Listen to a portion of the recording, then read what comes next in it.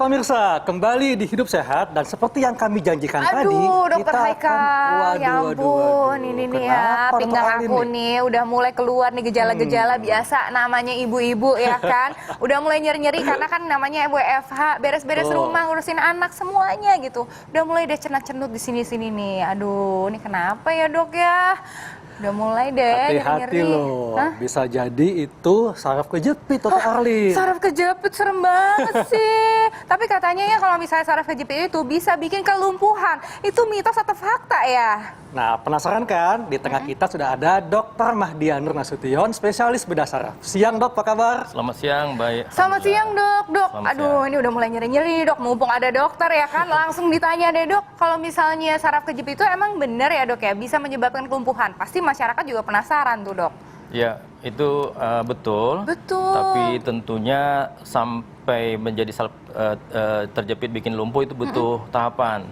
Biasanya dimulai dari keluhan-keluhan ringan yang diabaikan, kemudian bertambah berat dari waktu ke waktu sampai akhirnya menjepit saraf dan bisa menyebabkan kelumpuhan ujung-ujungnya. Waduh, dok, ini pasti masyarakat pada penasaran nih dok. Ini kan kita sudah punya nih, ini adalah tulang belakang ya dok ya.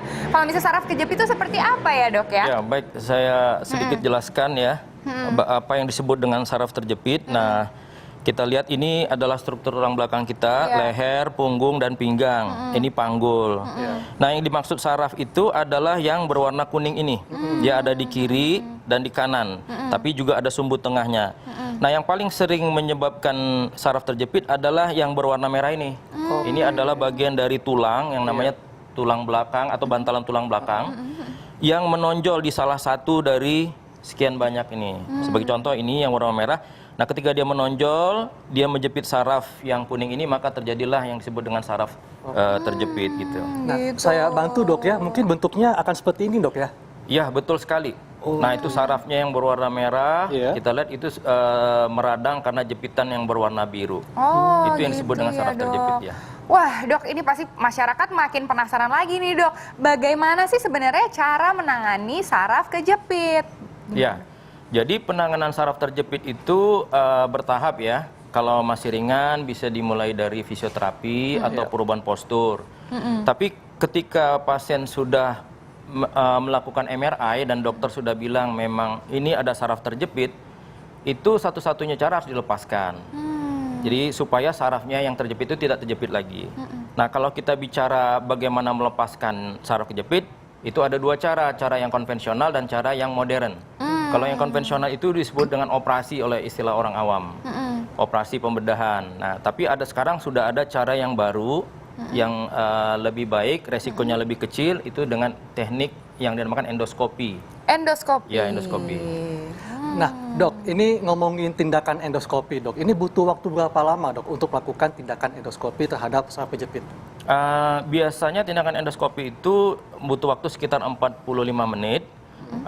Dan dilakukan dengan pembiusan lokal. Saya coba sedikit jelaskan ya tentang apa yang disebut dengan endoskopi itu. Ini adalah teknologinya. Jadi endoskopi itu pada prinsipnya adalah kita menggunakan kamera kecil melalui alat selongsong seperti ini yang masuk ke dalam tubuh pasien menuju saraf kejepit. Jadi nanti si dokter akan melihat jepitan saraf di ujung sini. Nah, ini kamera kecil, diameternya hanya sekitar 7 mm, jadi kurang dari 1 cm. Nah, melalui kamera inilah dari luar, dokter bisa menggunakan instrumen-instrumen lain seperti ini, ya, instrumen-instrumen kecil yang ukurannya hanya 1-2 mili, untuk melepaskan saraf kejepit yang saya jelaskan tadi. Nah, jadi tindakannya ini bisa dilakukan hanya dengan pembiusan lokal saja, waktunya 45 menit, kemudian dokter bisa melihat saraf terjepit dan benda yang menjepit itu melalui TV atau monitor di luar. Sehingga saraf yang ukurannya 1 mili itu bisa kelihatan 40 kali lipat lebih besar.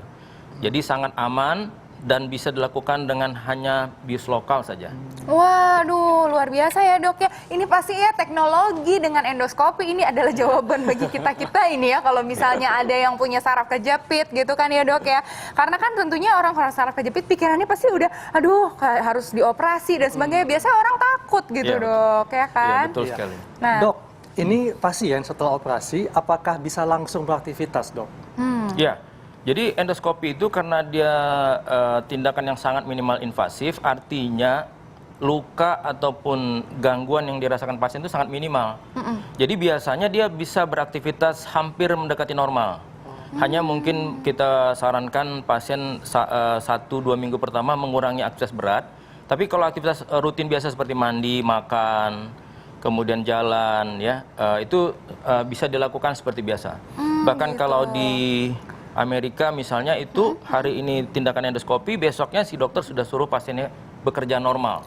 Wah, biasa ya. Berarti pasien tetap produktif ya dok ya, setelah Ya, itu tetap betul sekali. produktif. Betul Tapi sekali. dok, kembali lagi nih dok, pasti masyarakat udah penasaran nih, ini apakah teknik dengan endoskopi ini itu perlu dilakukan sayatan? Ya, jadi karena kita perlu memasukkan kamera yang ukuran 7 mm itu, kita perlu melakukan satu sayatan kecil saja. Sayatan itu ukuran 7 mm. Oh, berarti nggak sampai 1 senti juga Nggak ya pakai- dok nggak ya? sampai 1 senti, ya. Oh, wow. Karena itu dia bisa dilakukan dengan bius lokal.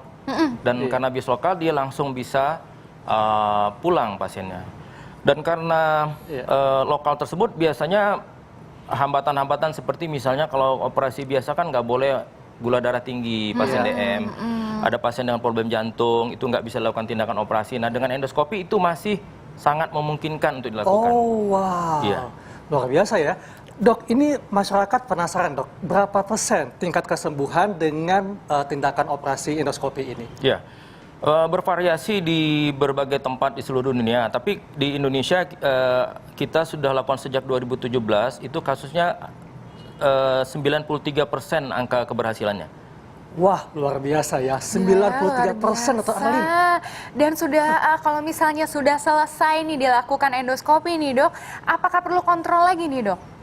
Ya, tentunya untuk menilai keberhasilan tindakan tersebut, kita sangat menyarankan pasien datang kembali 1 minggu setelah tindakan. Untuk mengedukasi, terus melihat lukanya, kemudian memperhatikan gejala neurologis yang dirasakan pasien masih banyak atau enggak gitu. Oke, nah ini masyarakat juga pasti pada penasaran nih dok, sama kayak saya, biasa ibu-ibu ya kan dok, biasa langsung mikir-mikir nih, ini berapa ya, pasti gitu ya dok ya. Biayanya berapa nih dok, mahal apa enggak sih dok sebenarnya? Ya, jadi mahal atau enggak tentunya relatif ya, tapi pada prinsipnya teknologi semakin tinggi memang ada biaya yang harus dikeluarkan. Hanya saja kalau dibandingkan operasi yang konvensional, dari segi waktu, kemudian efektivitas kerja setelah tindakan, Masih bisa endoskopi ini produktif masih ya, Dok, ya? sangat-sangat efisien. Betul. Gitu, dan harganya bervariasi tergantung center atau tempat di mana dilakukan. Oke. Baik dok, ini juga masyarakat penasaran dok ya, sudah berapa banyak orang yang sudah dilakukan tindakan operasi endoskopi ini? Ya, kami di Klinik Lamina sejak 2017 sudah melakukan lebih dari 900. Sudah hampir 1.000 pasien. Wow. Wow, luar biasa ya. Sangat banyak karena yang biasanya bukan hanya dari Jakarta ya, dari Banda Aceh sampai Papua itu begitu mendapatkan informasi tentang endoskopi, mereka tuh pengen melakukan tindakan endoskopi itu karena takut dengan operasi gitu. Oke deh, dok. Ini mungkin terakhir nih dok. Bagaimana nih untuk masyarakat di rumah? Mungkin ada yang punya keluarga juga gitu. Bagaimana caranya supaya kita semua ini terhindar dari saraf terjepit? Adakah tips dari dokter? Silakan dok.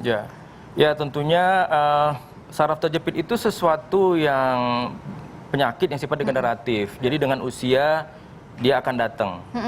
Ya, jadi karena itu saya sarankan setiap orang sebaiknya mencegah dengan cara aktivitas normal, olahraga gitu ya. Karena saraf kejepit itu sering terjadi pada orang kota yang kurang olahraga. Betul. Itu satu. Yang kedua, saya sarankan kalau ada keluhan di pinggang yang mirip-mirip gejala saraf kejepit yang dipahami masyarakat, itu jangan ragu-ragu untuk periksa. Jadi segeralah ke dokter, jangan langsung memilih pengobatan alternatif karena nanti akan merugikan, karena kalau sudah parah pengobatannya akan lebih susah.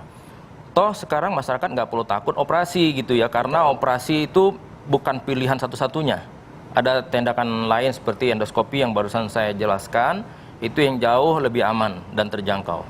Oke, baik. Baik dok, terima kasih. Terima kasih banyak dokter. Terima kasih kembali, sama-sama. Wah, informasinya sangat menarik sekali nih ya. Itu tadi pemirsa, bahwa yang namanya saraf terjepit itu ternyata bisa juga dilakukan tindakan endoskopi. Nah, pemirsa, masih banyak lagi nih informasi kesehatan yang menarik yang bisa Anda saksikan di Hidup Sehat TV One sesaat lagi ya.